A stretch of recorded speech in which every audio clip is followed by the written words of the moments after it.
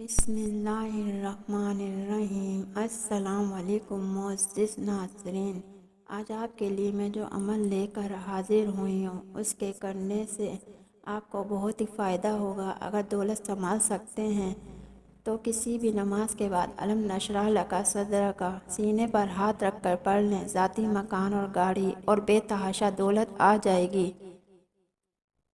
یہ ایک خاص عمل ہے، آپ کے ساتھ شیئر کر رہی ہوں۔ اس وظیفے کی اتنی برکت ہے کہ آپ کے بگڑے کام سنور جائیں گے۔ آپ کا دولت کا مسئلہ ہے، لڑائی جھگڑے کا مسئلہ ہے، گھر میں تنگ دستی محتاجی ہے، گھر میں لڑائی جھگڑے ہیں بہت زیادہ ہیں، اگر کوئی بات نہیں مانتا یا کاروبار ہے اس میں برکت نہیں ہے یا منافع نہیں ہے یا کاروبار چل نہیں رہا، بس یہ ایک وظیفہ کرنے سے جو معجزات ہوں گے آپ دیکھتے رہ جائیں گے۔ اور کافی لوگ ایسے ہیں جو وظیفہ کر کر کے تھک گئے ہیں لیکن ان کو کامیابیاں نہیں ملتی، ان کے راستے میں اسی طرح کی رکاوٹیں ہیں، اسی طرح کی بندشیں ہیں، تو ان کے لیے بھی یہ عمل ہے، وہ بھی اس وظیفے کو کر لیں تو انشاءاللہ اللہ پاک کا ایسا معاوضہ فرمائیں گے، اللہ پاک ایسا کرم فرمائیں گے کہ تمام مشکلات، تمام پریشانیاں ختم ہو جائیں گی۔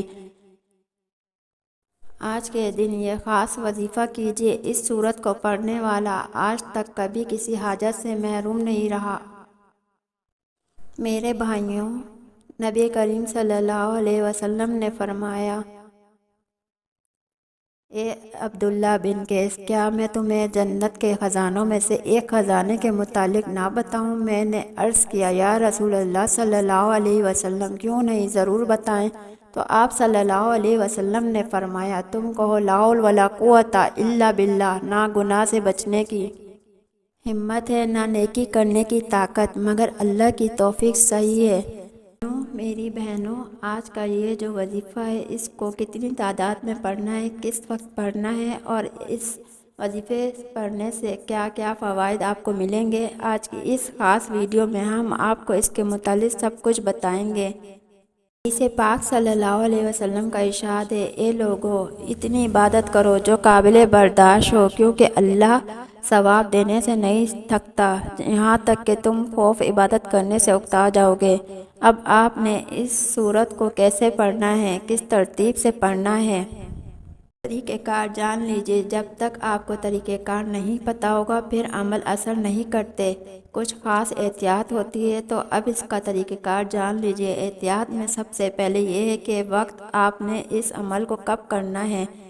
دیکھیے، آپ فجر، ظہر، عصر، مغرب، عشاء، تہجد کسی بھی نماز کے بعد کر سکتے ہیں، اس میں کوئی پابندی نہیں ہے۔ جب بھی آپ کو وقت ملتا ہے آپ اس وظیفے کو کر سکتے ہیں، اس میں کوئی پابندی نہیں ہے، کوئی بھی مرد کر سکتا ہے، کوئی بھی عورت کر سکتی ہے۔ اکثر کچھ مردوں کو کبھی مشکلات کا سامنا ہوتا ہے کیونکہ مرد بیچارے اپنے بیوی بچوں کے لیے، اپنا گھر چلانے کے لیے باہر محنت مشقت کرتے ہیں، اسی طرح کچھ عورتوں کو بھی بہت سے مسائل ہوتے ہیں، وہ بھی اس عمل کو کر سکتی ہیں اور لازمی کریں تاکہ آپ کی زندگی میں آسانیاں آئیں۔ دولت کے علاوہ جو بھی آپ کا مسئلہ ہے، بس آپ نیت رکھ کر یہ پڑھو، یہ عمل کرو گے تو آپ کے مسائل حل ہو جائیں گے انشاءاللہ۔ اس وظیفے کی برکت سے اللہ پاک کی خصوصی رحمت ہوگی۔ عورتیں اس کو خاص ایام میں بھی کر سکتی ہیں، اس میں بھی کوئی پابندی نہیں۔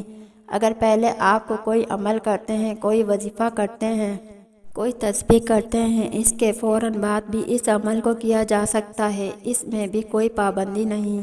وقت کو مد نظر رکھ کے وظیفے کی طرف چلتے ہیں۔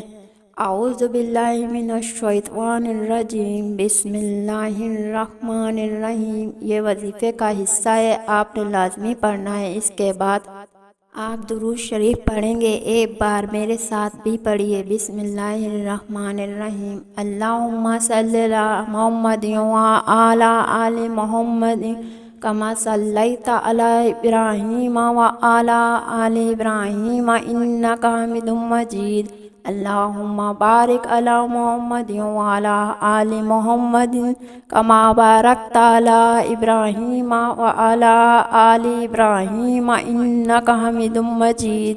یہ درود پاک آپ نے 7 بار پڑھنا ہے، آپ صلی اللہ علیہ وسلم کی ذات پر اور اگر کسی میرے بہن میرے بھائی کو یہ درود پاک نہیں آتا، کوئی سا بھی پڑھ سکتے ہیں جو ان کو آتا ہے، اور اگر کوئی بھی نہیں آتا تو وہ اتنا کہہ سکتے ہیں صلی اللہ علیہ وسلم۔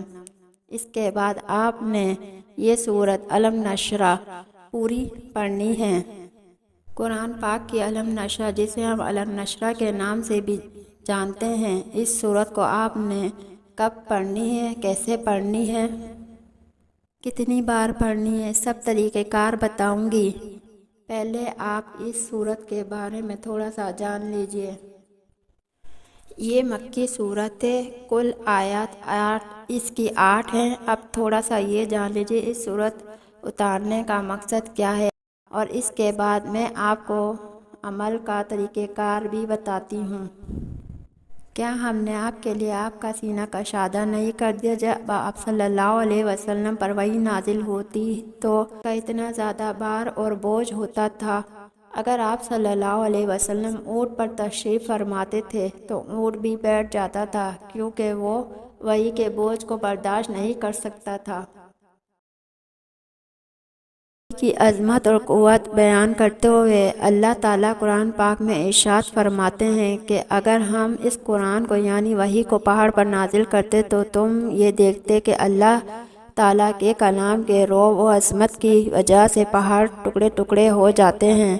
آپ صلی اللہ علیہ وسلم پر اللہ تعالیٰ کا یہ عظیم فضل و کرم ہے کہ انہوں نے آپ کا سینہ مبارک کو کشادہ کر دیا، جس کی وجہ سے آپ کے لیے وحی کا بوجھ برداشت کرنا آسان ہو گیا۔ اس صورت میں ہر آیت کا اپنا اپنا فائدہ ہے۔ اگر میں آپ کو تفصیل سے بتانے لگ جاؤں تو ویڈیو لمبی ہو جائے گی۔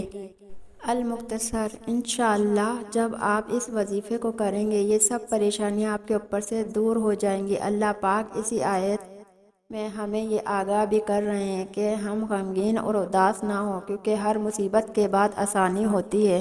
لہٰذا اگر کوئی اللہ تعالیٰ کے دین پر ایمان رکھتا ہے، اللہ تعالیٰ کے وعدوں پر کامل بھروسہ رکھتا ہے، اور اللہ تعالیٰ کے کلام اور رسول صلی اللہ علیہ وسلم کی باتوں پر مکمل یقین رکھتا ہے تو وہ مصیبت کے بعد آسانی ضرور دیکھے گا، میں تنگی کے بعد خوشحالی ضرور آئے گی۔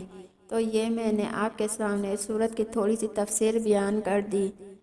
اس کی فضیلت کیا ہے، اس کا مقصد کیا ہے، تو آپ نے اس سورت کو صرف 21 بار سینے پر ہاتھ رکھ کے پڑھنا ہے، اچھی طرح پڑھنا ہے، اور جب آپ اس کو پڑھیں گے آپ کے ذہن میں آپ کے مقصد ہوں، جب آپ کے لیے مشکلات بنی ہوئی ہیں، جو آپ کی حاجتیں ہوں، آپ یقین اس نیت سے ہی کریں گے کہ آپ کے تمام مسائل دور ہو جائیں گے۔ اب آپ نے وہیں بیٹھے جگہ چھوڑے بغیر لا حول ولا قوت الا باللہ العلی العظیم صرف اتنا پڑھنا ہے کہ میں پورے یقین کامل سے کہتا ہوں کہ اس تسبیح کو ہر کوئی جانتا ہے۔ لا حول ولا قوت الا باللہ کا مطلب حضرت عبداللہ بن مسعود رضی اللہ تعالی عنہ فرماتے ہیں کہ لا حول ولا قوت الا باللہ میں نے رسول اللہ صلی اللہ علیہ وسلم کے سامنے پڑھا تو آپ صلی اللہ علیہ وسلم نے فرمایا کہ اس کا مطلب جانتے ہو کیا ہے؟ صلی اللہ علیہ وسلم نے ارشاد فرمایا اس کا مطلب یہ ہے کہ گناہ سے پھرنے کی طاقت نہیں مگر اللہ کی حفاظت سے، اور اللہ کی عبادت کرنے کی قوت نہیں مگر اللہ کی مدد سے، اور فرمایا جو بندہ ہر وقت استغفار کرتا رہتا ہے اللہ اس کی ہر مشکل آسان کر دیتا ہے اور غم دور کر دیتا ہے، اور ایسی جگہ سے روزی دیتا ہے کہ جہاں سے اس کا گمان بھی نہیں ہوتا۔ اس کی آپ نے 100 دانوں کی ایک تسبیح کرنی ہے۔ اس کے بعد آپ نے دعا کرنی ہے، سبحان اللہ یا رب کریم، یا اللہ آپ کو اپنی شان کریمی کا واسطہ ہم گناہ گاروں پر اپنے گھر کے دروازے بند نہ کر، ہم سیاہ کار ہیں لیکن ہے تو تیرے ہی بندے، تیرے سوا ہمارا کوئی سہارا نہیں، یا ذوالجلال والاکرام ہم تجھ سے اپنے ہر گناہ کی معافی مانگتے ہیں جو تنہائی میں کیا یا محفل میں کیا، نادانی میں کیا یا انجانے میں کیا۔ اللہ اپنی شان کریمی کے صدقے، اپنے کعبہ کی عظمت کے صدقے ہمیں معاف کر دے۔ اچھا میرے بہنوں بھائیوں، ملتی ہوں میں آپ سے نیکسٹ وظیفے کے ساتھ۔ اللہ حافظ، دعاؤں میں یاد رکھیے گا۔